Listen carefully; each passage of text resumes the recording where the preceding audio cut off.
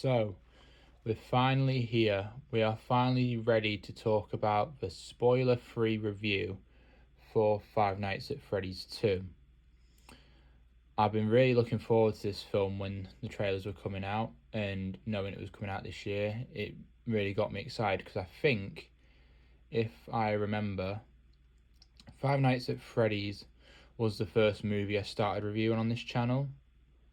So, of course, it makes sense to end off 2025 with a review on Five Nights at Freddy's 2. However, although the movie was visually great to look at, there was definitely elements that I did not enjoy. And I'd get into that with the spoiler review in January, because I'm gonna do spoiler-free review now, but at the start of January I'm gonna do the spoiler review, so then people have seen it over Christmas holidays and New Year's. But yeah, it kind of felt like Halloween Kills, and it makes sense that I felt like that because it is the concept of the animatronics going out into the real world instead of just being condensed into the pizzeria as you see in the trailers. But yeah, there was definitely moments where it felt like I was watching Halloween Kills, but there was also elements that I did enjoy throughout.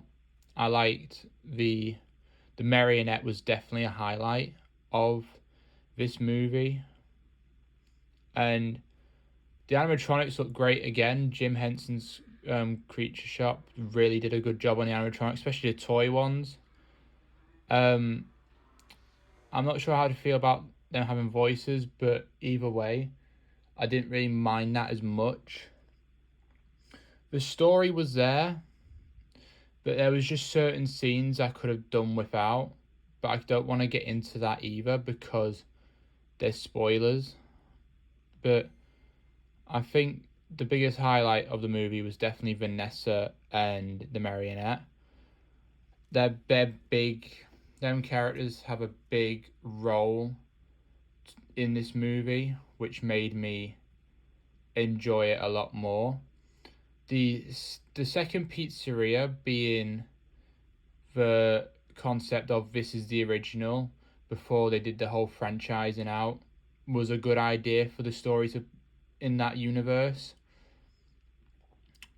And yeah, I'm just really glad to see our characters like Mike, Abby, Vanessa back at it again with a much bigger threat. But there was just, like I said, there was just elements that made me feel like I was watching a whole Evil Dies Tonight kind of thing. But like I said, I did enjoy it, but I didn't enjoy it as much as the first one, if that makes sense.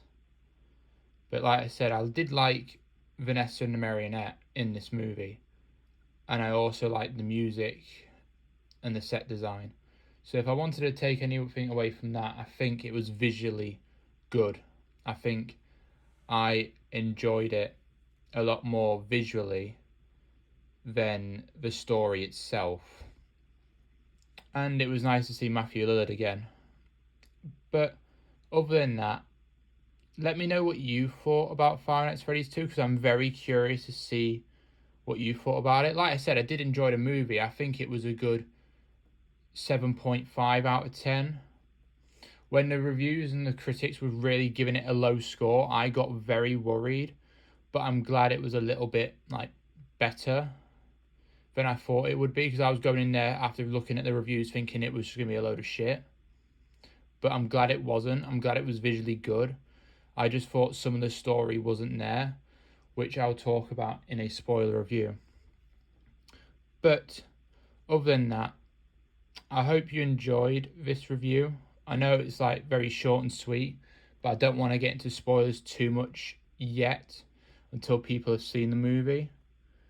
But I do have some new Jazzwares Five Nights at Freddy's 2 figures, so I might do a Sonic and Five Nights at Freddy's series, but we'll see. I'm currently about to end off my Lego Batman series of the year and then start filming the Lego Flash and Metal Sonic series for next year. But other than that, I hope you enjoyed this spoiler-free review, and I will see you later, and bye-bye.